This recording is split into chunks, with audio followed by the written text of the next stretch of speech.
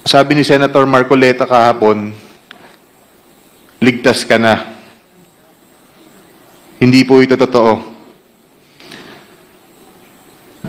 Si Senator Jinggoy Ejercito Estrada, Senator Joel Villanueva. Sinungaling ka! Praise the Lord! Good morning, Your Honor, Mr. Chair. Ako po si Bryce Erickson Hernandez, dating Assistant District Engineer ng Bulacan 1st District Engineering Office. Ako po ay na-contempt kahapon sa Senate Blue Ribbon Committee. Habang ako po ay nakadetain, nakapag-isip po ako at nagdesisyon na maglabas ng ilang nalalaman ko sa flood control project base po sa aking natatandaan sa ngayon. Tama po si Senator Lacson na ang mga engineers ng DPWH ay tila naging legman o bagman na lang. Kung tatanungin niyo po ako kung sino o kanino kami naging bagman, sasagutin ko na po ngayon.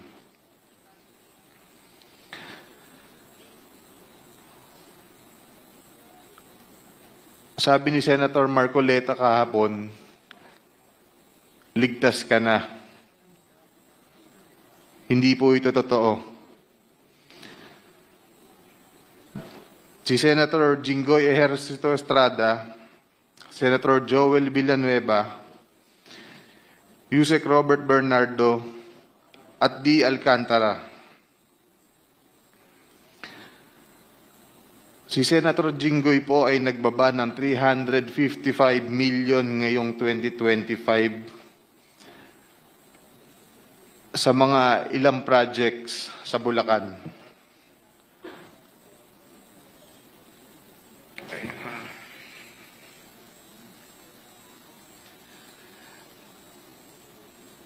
At ang sabi po ng boss ko dito ay 30% ang commitment dito. Ang mga projects po na to ay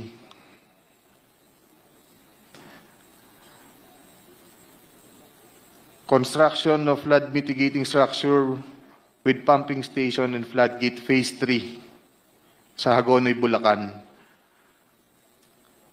Flood control mitigating structure with pumping station and floodgate sa Malolos, Bulacan.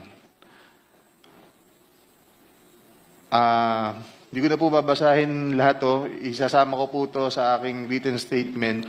No, mahalaga pong basahin yung buong listahan ng mga proyekto.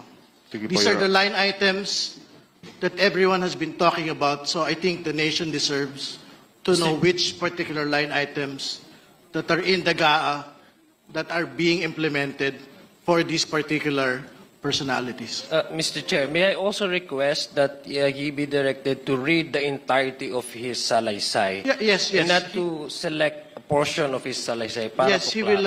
I think he will be required to read the entire, but we need the specific line item in the General Appropriations Act to be able to tie these particular projects to political personalities, not just DPWH engineers, not just contractors.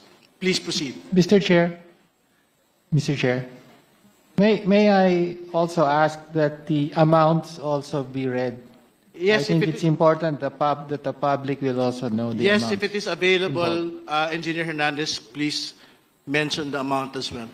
Mr. Chair,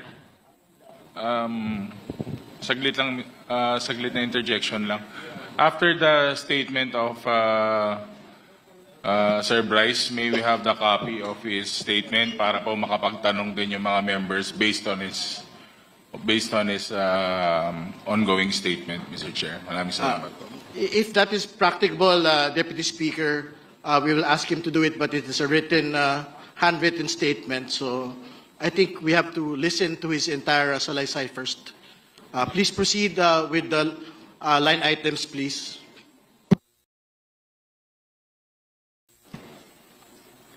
Let me repeat it, Your Honor. First, construction of flood mitigating structure with pumping station and floodgate, phase 3, Barangay Mercado, Hagonoy, Bulacan, with an allocation of 60 million pesos. Number 2, construction of flood mitigating structure with pumping station and floodgate at Mambog Creek, Phase 3, Malolo City, Bulacan, with an amount of 45 million pesos. Construction of flood mitigating structure with pumping station and floodgate, Phase 3, Barangay Iba, Hagonoy, Bulacan, amounting to 60 million pesos. Construction of flood mitigating structure with pumping station at Calero Creek, Phase 3, Malolo City, Bulacan, with an amount of 50 million pesos. Construction of flood control structure including pumping station and floodgate, Phase 3, Barangay Mayto, Kalumpit, Bulacan, with an amount of 60 million pesos. Construction of flood mitigation structure with pumping station and floodgate at Barangay Santo Rosario Creek, Phase 3, Malolo City, Bulacan, with an amount of 40 million pesos. And last, construction of flood mitigation structure including pumping station and floodgate, Phase 3, Barangay Carillo, Hagonoy, Bulacan, with an amount of 40 million pesos. And all of that with a total of 355 million pesos, Your Honor. This is supposedly the allocation of which political personality? Senator Jinggoy Ejercito Estrada po, Your Honor. Thank you for the clarification. You can proceed with reading the handwritten statement. Mr. Chair, may I continue? Let him finish the handwritten statement. Tapos lang po yung handwritten statement ng pagbasa. Nagbaba po si Senator Jinggoy at ang kanyang SOP dito ay 30%.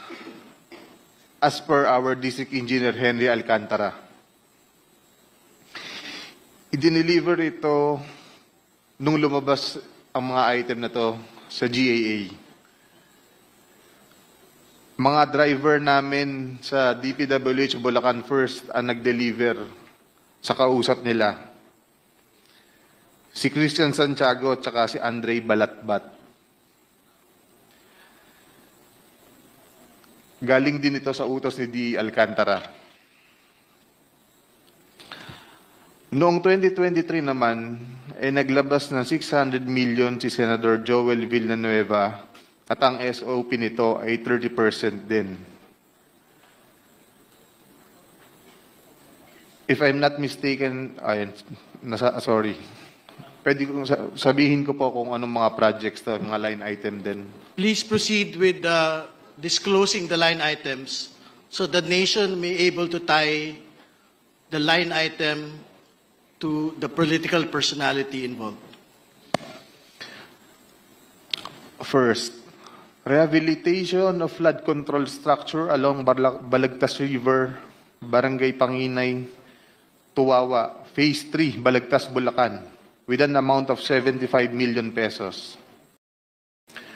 Construction of Bukawe River Flood Mitigation Structure, Station 12, plus 589 to Station 12, plus 739, at Barangay Bambang, Bukawe, Bulacan, with an amount of 75 million pesos. Construction of Bukawe River Flood Mitigation Structure at Station 4, plus 204 to Station 4, plus 354, at Barangay Turo, Bukawe, Bulacan, with an amount of 75 million pesos. Construction of Bukawe River Flood Mitigation Structure at Station 3, plus 036 to Station 3, plus 236 at Barangay Kaingin, Bukawe, Bulacan. Construction of this also has an amount of 75 million pesos. Number 5, construction of Bukawe River Flood Mitigation Structure at Station 5 plus 466 to Station 5 plus 667 at Barangay Bunlan, with also an amount of 75 million pesos. Construction of Balagtas River flood mitigation structure at Station 3 plus 533 to 183 at Barangay Santol, Balagtas, Bulacan with an amount of 75 million pesos also. Construction of Balagtas River flood mitigation structure at Station 7 plus 654 to Station 7 plus 804 at Barangay Dalig, Balagtas, Bulacan. Mitigation structure at Station 14 plus 124 to Station 14 to 200 plus 274 at Barangay of 600 million pesos. Can you state